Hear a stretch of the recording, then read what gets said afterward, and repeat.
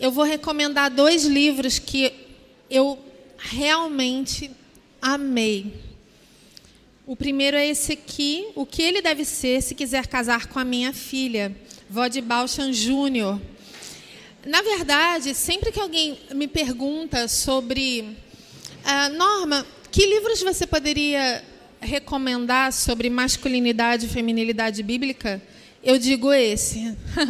O que é muito engraçado, porque as pessoas podem pensar, mas é um pai falando sobre o que o homem deve ser para casar com a filha. Mas, na verdade, ele é muito mais abrangente que isso. Então, eu recomendo, porque ele toca na questão da masculinidade, da feminilidade, de um modo que você não precisa ser casado e nem ter filhas para aproveitar o conteúdo desse livro. E ele é muito, assim, muito gostoso de ler. Ele tem uma linguagem muito gostosa, muito pessoal. Não é aquele tipo de livro que é mais impessoal, que fala de regras, não tem nada a ver com isso. Ele é bem legal mesmo. E o outro é esse aqui, da autora que foi a conferencista internacional da Conferência Fiel deste ano, para mulheres, a Carolyn McCulley. Eu conheci ela, um amor de pessoa, e mulher cristã e bem-sucedida, redefinindo biblicamente o trabalho dentro e fora do lar. Vocês vão ver que a ênfase dela é muito parecida com o que eu falei. Essa questão de você ter a prioridade para a família, mas você também conseguir identificar que, em determinadas fases da vida, as coisas podem sair de um modo diferente e você vai precisar se dedicar muito a trabalhar fora de casa, e que isso não vai significar que a sua prioridade deixou de ser a família. Leiam, ele é muito bacana, e Carolyn tem um respeito muito grande pela singularidade de cada mulher em cada situação específica. Gostei muito mesmo desse livro. Então, bom, nós vamos ver agora rapidamente, né? O nosso horário é 9h30, 9h35 no máximo. Nós vamos ver um outro texto bíblico que, para mim, foi muito refletido no texto de Gênesis 3. É como se aqui Paulo tivesse pego ênfases muito importantes do relato da queda para explicar aos romanos de que modo o homem havia caído, qual era a situação presente do homem sem Deus. Então, vamos abrir em Romanos, capítulo 1.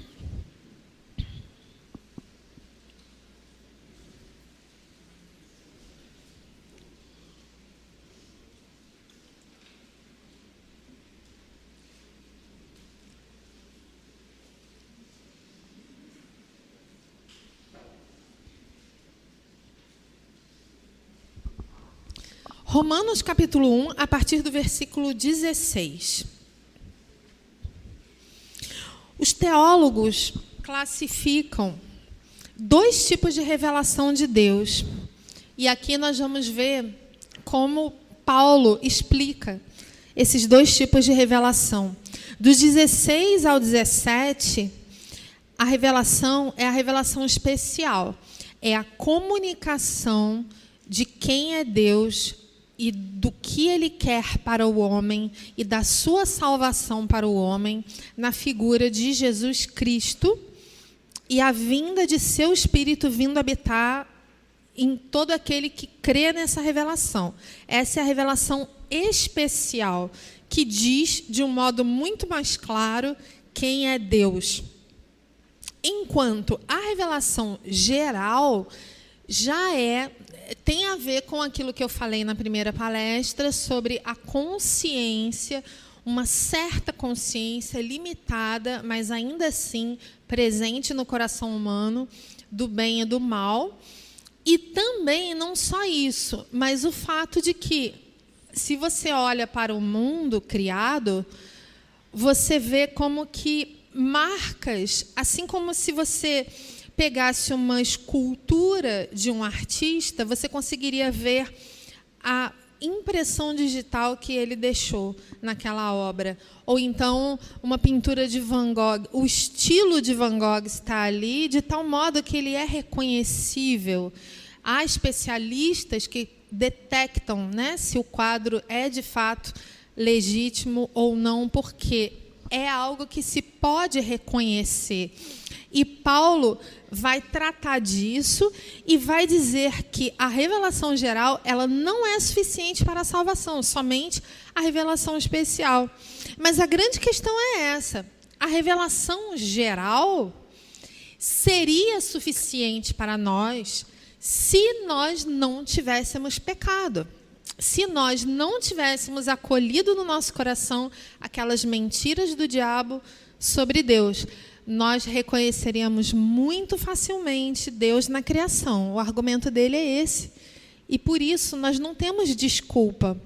É uma pergunta que é muito feita ainda, né? É engraçado, porque hoje nós temos assim várias notícias. Eu ouvi esses dias um missionário, desculpem, eu não lembro mais o país, não sei se foi Estados Unidos, mas esse missionário ele foi para um local onde índios eram muito violentos. E assim que ele chegou, ele foi assassinado com flechas. E ainda assim tem pessoas que dizem: ah, mas e o índio inocente que nunca ouviu falar do evangelho, ele também vai para o inferno se ele não se converter? Primeiro, ele não é inocente. Todo homem tem acesso à revelação geral. E ele é indesculpável, porque ele olha para a criação e ele não reconhece o Criador. Mas eu já estou me adiantando, então vamos começar a ler. A partir do 16. Pois não me envergonho do Evangelho, porque é o poder de Deus para a salvação de todo aquele que crê, primeiro do judeu e também do grego. Temos que lembrar que ele está falando para romanos. Romanos não eram judeus, né? Romanos eram pessoas que não dividiam essa herança histórica, o sangue judeu, tudo aquilo, o Pentateuco, né? Tudo que os judeus já tinham. Então, por isso, a epístola aos Romanos é uma epístola bem detalhada, bem carregada de doutrina, porque os romanos tinham que ser ensinados sobre tudo. Só que a revelação, se vocês forem ver o Novo Testamento, Jesus se revelou primeiro aos judeus. E depois é que ele foi dando pistas de que a revelação especial era para todos os homens, sem acepção de pessoas. Judeus, gregos, homens, mulheres, escravos, libertos. Todos eram alvo da graça especial de Deus. Então, ele diz, primeiro do judeu e também do grego, visto que a justiça de Deus, e aqui, justiça é uma palavra que está muito contaminada na nossa cabeça. Justiça, a gente pensa, justiça no sentido jurídico, a gente já imagina o juiz, né, lá presidindo, advogados. Ou então a gente pensa em justiça social, a gente pensa em sindicatos, bandeiras, passeatas. Esqueçam isso. A maior parte das vezes, acredito eu, em que a Bíblia se refere à justiça, o sentido é algo que estava errado e que Deus tornou correto. Tornar correto, tornar reto, tornar aceitável diante de Deus. Isso é justificar, tornar justo. Então, a justiça de Deus, ou seja, a justificação do pecador, tudo isso que Deus faz, alcançar o pecador, converter o pecador, fazer com que o pecador renuncie a seu caminho de pecado, tornar o pecador um homem santo, um homem santificado, um homem cada vez mais apto a obedecer a Deus. Essa é a justiça de Deus. E a justiça de Deus se revela no Evangelho. De fé em fé, ela é progressiva. Como está escrito, o justo viverá por fé. Então, é lindo Paulo falar isso quando pensamos, quando levantamos essa hipótese, como eu levanto, de que Gênesis 3 estava na mente de Paulo quando ele escreveu isso. O justo viverá por fé. É claro que aqui ele está citando Abacuque, mas para efeito dessas correlações que eu estou fazendo aqui hoje, pensem no que aconteceu no Éden, quando Eva tomou aquela decisão, né? E Adão também, embora ele tenha sido mais passivo na história, a decisão foi dele também, e, na verdade, a responsabilidade dele até era maior por ele ser o líder. Eles tomaram essa decisão que acarretou em morte, que fez com que a humanidade morresse. Mas o justo viverá por fé. Deus alcança o justo, incute nele um antídoto contra aquele veneno da serpente. Esse antídoto vai combater a inversão da fé que aconteceu, que o ser humano tirou a fé do Deus verdadeiro e colocou no diabo. Aqui, Paulo está dizendo, quando o homem recebe novamente a fé verdadeira, ele passa a viver. O justo viverá por fé. E isso é de fé em fé. À medida que a sua confiança em Deus é aumentada, você vai sendo cada vez mais justo, cada vez mais apto a obedecer a Deus dessa vez. E a ser aquilo que Deus chamou você para ser em primeiro lugar. Em vez de ser alguém que é como a serpente na sua rebeldia, nas suas mentiras e na sua deslealdade.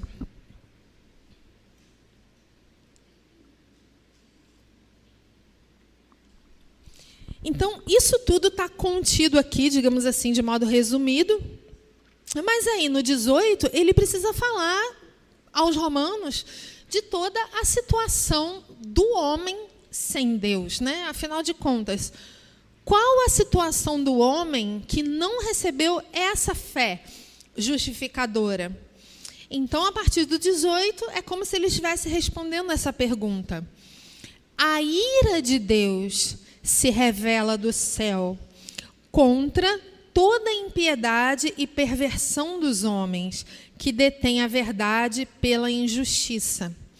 Então, aqui, Paulo está corroborando, afirmando aquilo que está em Gênesis 3. Porque essa ideia do índio que não conhece o Evangelho e por isso ele é inocente, é uma criação da nossa cabeça. A verdade que a Bíblia nos mostra é outra completamente diferente. É a verdade de Gênesis 3, como eu disse a vocês, houve um momento crucial na humanidade em que nós fizemos uma escolha ali em Adão, em Eva, a escolha de transferir a fé no Deus verdadeiro para uma fé no diabo. Nós firmamos os nossos pés na mentira. E, a partir daí, todos nós fazemos isso instintivamente. Isso passou a ser a nossa natureza. A Bíblia usa essa palavra para descrever a natureza pecaminosa do ser humano. Então, isso não é inocente.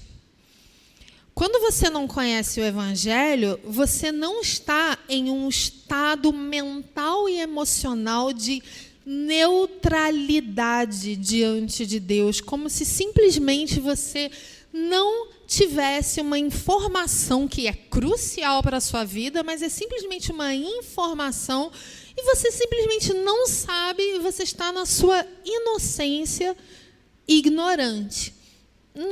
Não é isso que a Bíblia diz. A Bíblia diz que não é que o homem simplesmente não sabe, como se o homem tivesse vazio da verdade. O homem detém a verdade pela injustiça. A ideia aqui é um teólogo que eu não me lembro mais quem foi, eu teria que rever onde eu li isso, mas eu adorei a imagem que ele deu. É como se uma pessoa estivesse dentro de uma piscina com um monte de bolas em volta e ela tentasse manter as bolas dentro d'água. Obviamente ela não consegue. As bolas, em um momento, elas pulam, né? Mesmo se for uma bola só. Não sei se vocês já passaram por isso. Eu, várias vezes, tentando manter a bola debaixo da água, aí daqui a pouco, pluf. A ideia é essa. A ideia é que você está sufocando a verdade. Você não está deixando a verdade aparecer, vir à luz, vir à consciência, vir aos seus olhos. Você está sufocando, como se você quisesse matar a verdade pela injustiça, em favor da injustiça. Então, você está escorando. Quando você não tem a Deus, você está escorando toda a sua vida em uma supressão da verdade a favor da mentira.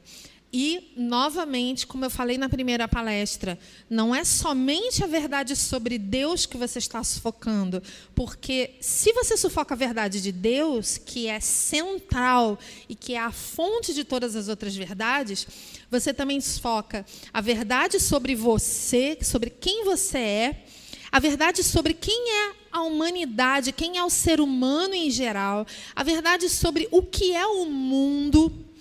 Mesmo que você seja o melhor biólogo que esse mundo já conheceu, você vai saber tudo sobre determinada espécie de animais ou determinada subespécie. Você vai ter aquele conhecimento não exaustivo, porque nenhum conhecimento é exaustivo, mas aquele conhecimento muito grande sobre aquele detalhe da biologia.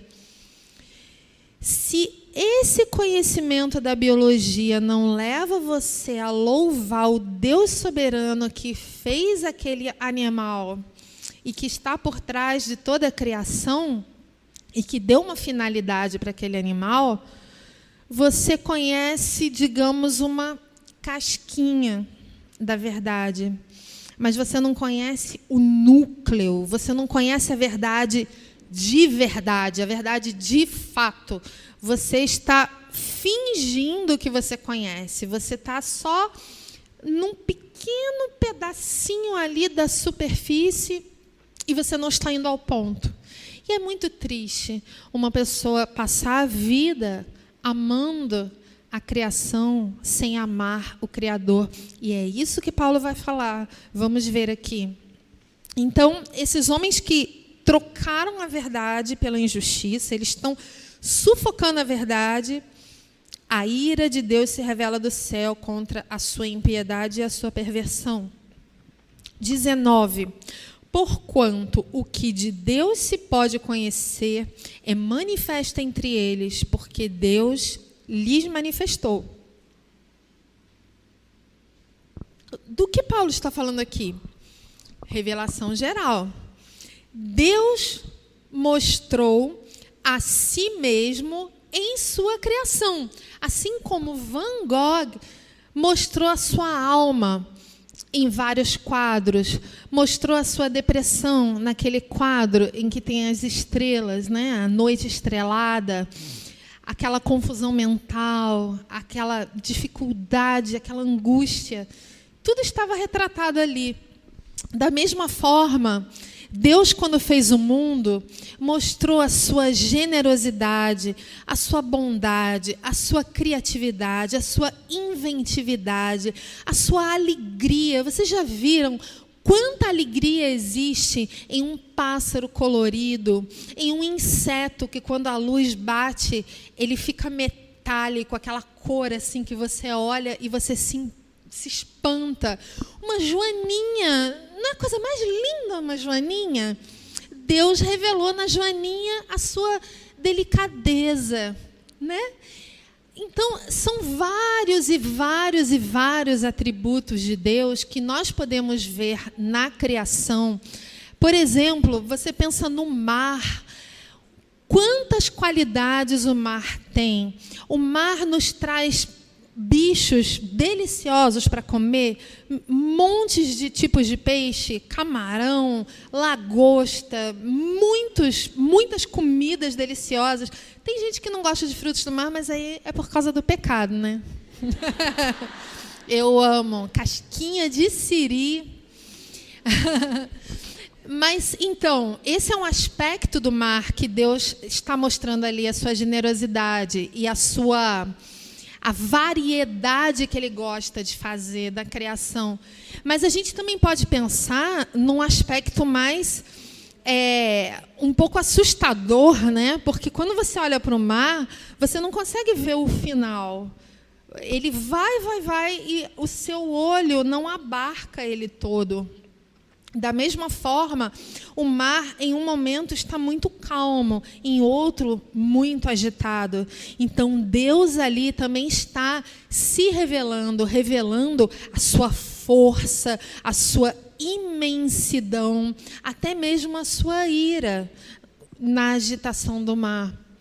A ira que nós não conheceríamos se não fosse o pecado. Eu imagino, né? Se nós não tivéssemos pecado, será que todos os mares seriam calminhos? Não sei, talvez Deus deixasse um mar bravo só para mostrar para a gente como é. Mas, enfim, nós podemos aqui falar e nunca chegarmos ao fim de toda essa beleza, de toda essa riqueza que Deus expressa de si mesmo na sua criação. O que de Deus se pode conhecer é manifesto entre esses homens que estão sufocando a verdade pela injustiça. Deus lhes manifestou, Deus mostrou isso para eles. Simplesmente o fato de eles estarem nesse mundo, abrirem os olhos, eles já estão vendo isso. Por quê? 20. Os atributos invisíveis de Deus, assim o seu eterno poder, como também sua própria divindade, claramente se reconhecem.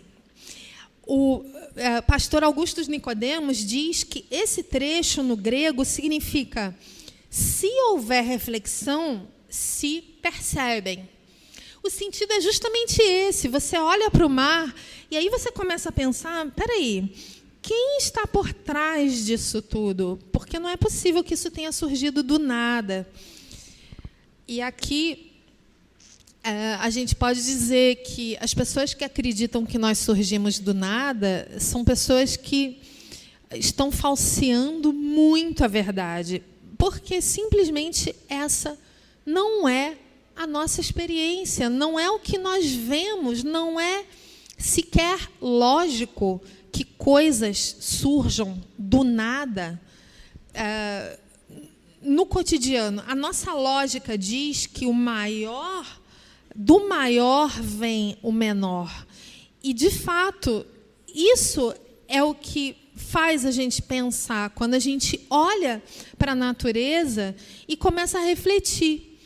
Ora, alguém precisa ter feito. Não é possível que algo tenha feito, uma coisa tenha feito, porque coisas não fazem nada, as coisas são feitas.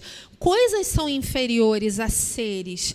E gente é superior a bicho. Gente tem um poder maior sobre a natureza, sobre a vida. Então, é óbvio que tinha que ser uma pessoa, ou seja, um ser pessoal, extremamente poderoso, extremamente bondoso, generoso, para fazer tudo isso que eu estou vendo. Mas o pecado cega. Mesmo que essas coisas claramente se reconheçam, olha, desde o princípio do mundo, sendo percebidos, esses atributos invisíveis de Deus, por meio das coisas que foram criadas. É exatamente o que eu estou dizendo. Tais homens são, por isso, indesculpáveis. Não tem como você ter... Tentem olhar da perspectiva do próprio Deus, porque é isso que Ele está comunicando para nós aqui. Um ser que Deus criou, Deus deu a vida a esse ser, Deus deu todo o entorno para possibilitar essa vida, e não só isso, Deus deu o prazer da sobrevivência. Não se trata somente de se manter vivo, mas se trata também de se deleitar na criação com toda a variedade de sons, cores, formas, sabores, tudo que está aí para nós desfrutarmos. Só que esses homens que estão debaixo da ira de Deus, que somos todos nós, mas que fomos salvos dessa ira por Jesus, tendo conhecimento de Deus, não o glorificaram como Deus, nem lhe deram graças. Ou seja, eles olham para tudo que eles ganharam, inclusive a própria vida. Eles, além de não verem Deus, eles, obviamente, não podem ser gratos a uma pessoa a quem não veem. E isso é algo que aperta muito o meu coração.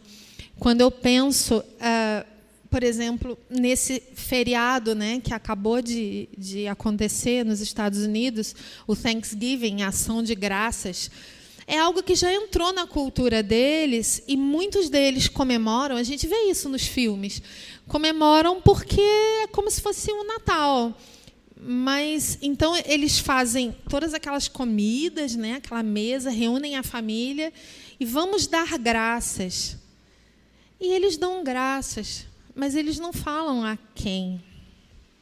Então, você ser grato, mas você não ser grato ao Deus verdadeiro que você está reconhecendo, é a mesma coisa que você ser ingrato. A quem você está sendo grato? Sempre que alguém falar, puxa, alguém que não conhece Jesus, obviamente, falar para você, eu sou muito grata pela minha vida, pergunte, a quem? Porque tem que ter alguém, e tem que ter alguém pessoal, e tem que ter alguém que seja infinitamente mais poderoso, mais generoso e mais bondoso de tudo o que existe nessa terra. Tem que ter alguém como Deus bíblico, senão a criação não faz sentido. Então, Paulo diz que esses homens que não conhecem a Deus se tornaram nulos em seus próprios raciocínios. Quando eles não fazem essa reflexão para perceber Deus por trás da criação, é porque eles já se tornaram menos inteligentes do que eles deveriam ser. E eles não conseguem perceber que o maior cria o menor. E que nada do que nós temos aqui nesse mundo, que é obviamente limitado e que tende à morte, tende à destruição, como é que essas coisas poderiam ser autocriadas ou vir do nada? Isso simplesmente não faz sentido. Mas eles se tornam nulos em seus raciocínios e eles obscurecem o coração insensato. É uma insensatez você olhar para a vida e não ver Deus. Mas é uma insensatez que nós só nos damos conta por causa da revelação especial. Essa deve ser a nossa humildade. Não é para você ficar, eu sei que é Deus, eu sei. Você sabe porque Jesus te falou. Você sabe porque o Espírito te convenceu do pecado, da justiça e do juízo. Você não tem mérito nenhum nisso.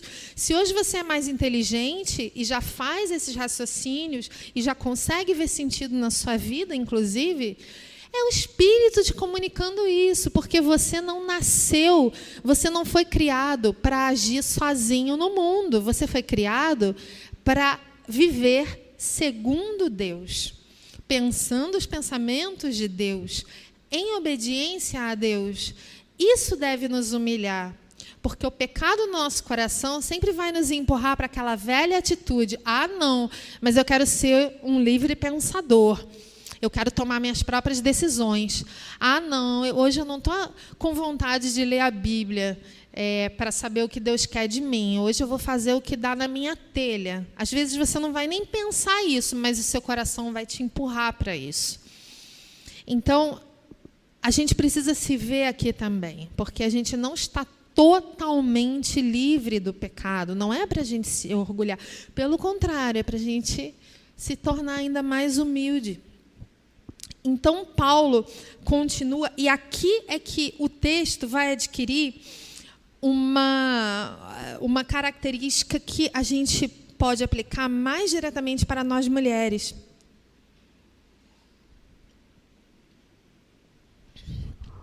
A partir do 24. Por isso Deus entregou tais homens à imundícia, pelas concupiscências de seu próprio coração, para desonrarem seu corpo entre si. Pois eles mudaram a verdade de Deus em mentira, adorando e servindo a criatura em lugar do Criador, o qual é bendito eternamente. Amém. Por causa disso, os entregou Deus a paixões infames, porque até as mulheres mudaram o modo natural de suas relações íntimas por outro contrário à natureza.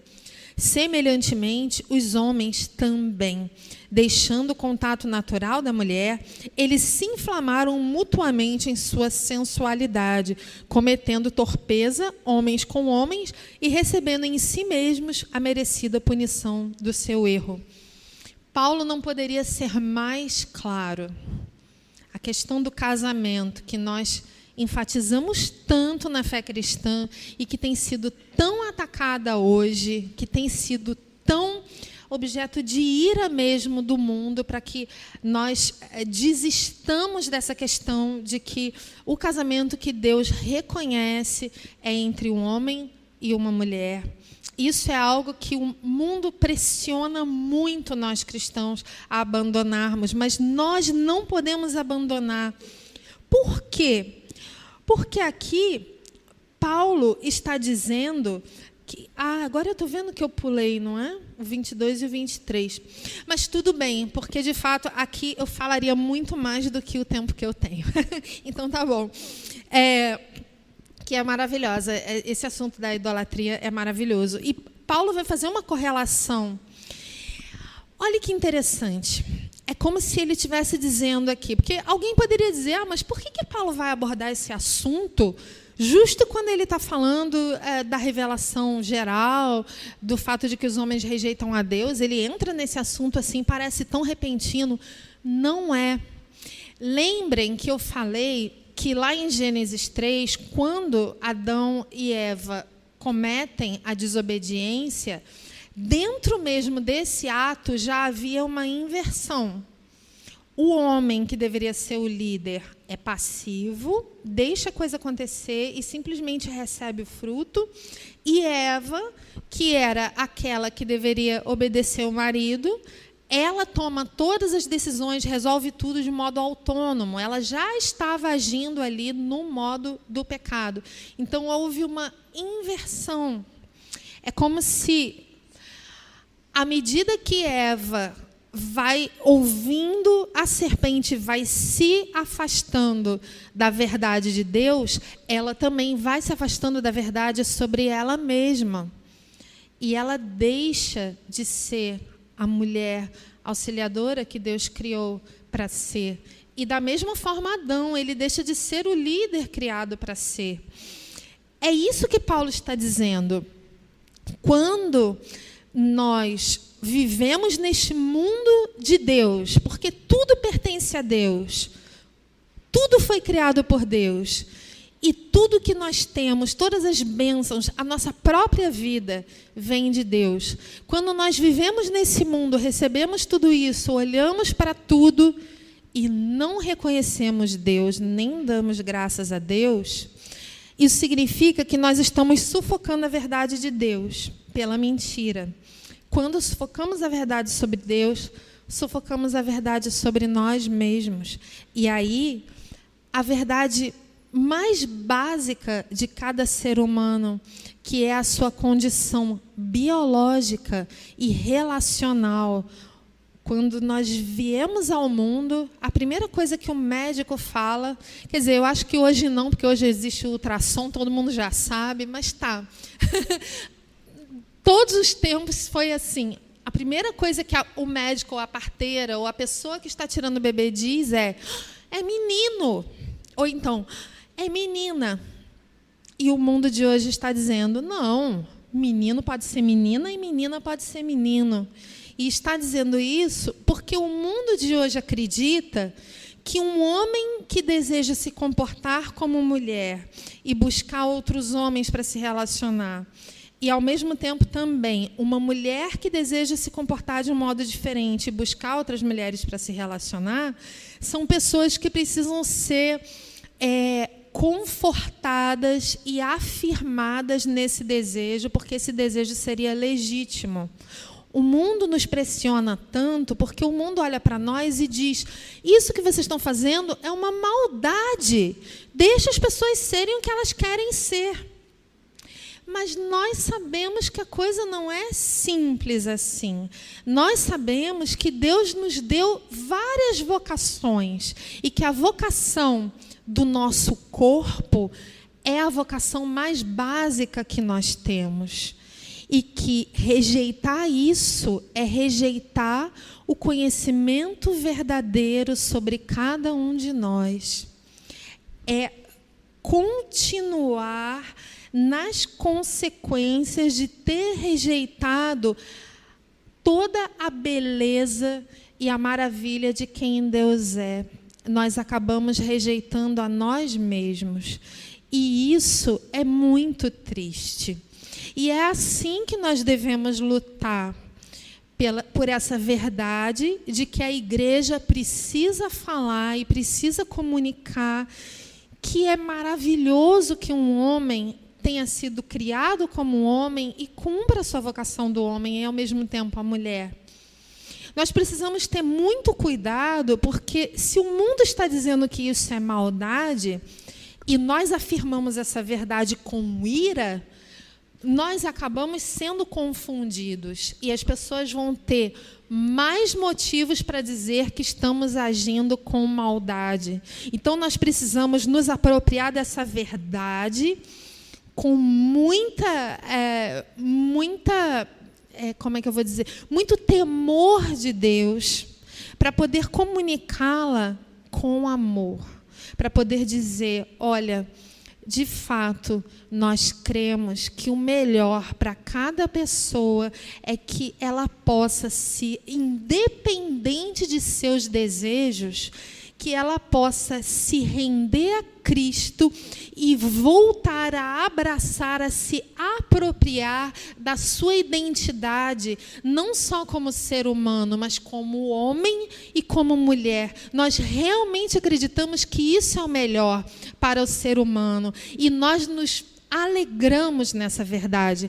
Por isso, isso é tão importante para nós, que nós possamos refletir sobre quem a Bíblia diz que nós somos como mulheres. Quem Deus diz que nós somos? Qual é a nossa vocação? Por que nós somos diferentes? E, ao mesmo tempo, Deus não faz acepção de pessoas. Ele não diz que o homem é melhor que a mulher. Ele nos trata com igualdade, mas essa igualdade não nos torna idênticas aos homens. Então, existe uma diferença. E essa diferença não é simplesmente como, às vezes, infelizmente eu vejo, para você dizer que a mulher não pode fazer isso, isso, isso, isso, isso. É claro que a Bíblia traz um monte de coisas que a gente não pode fazer, tanto homens quanto mulheres. E isso é verdadeiro e é útil e é necessário. Mas se você ficar só nisso, parece até que a mulher é uma espécie de homem que pode menos coisas. E não é isso.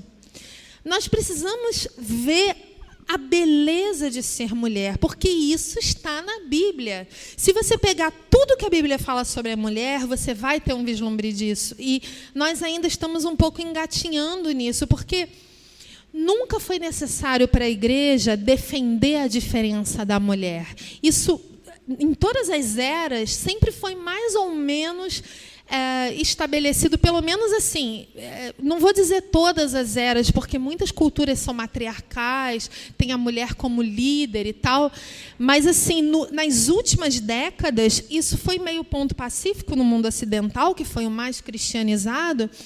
Então, a gente não se ocupou tanto com esse assunto, mas agora a gente precisa se ocupar, porque se a gente não falar disso, ninguém vai falar.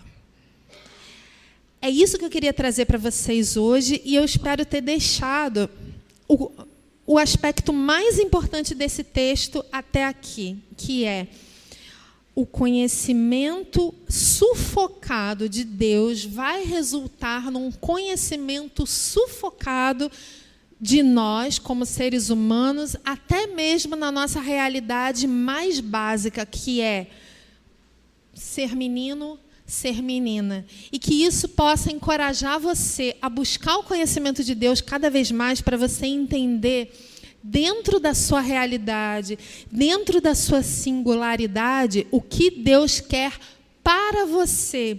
Primeiro, como mulher, e segundo, como Débora, como Maria, como Cláudia, como cada uma de vocês vista como um ser único aos olhos de Deus. Que Deus nos abençoe.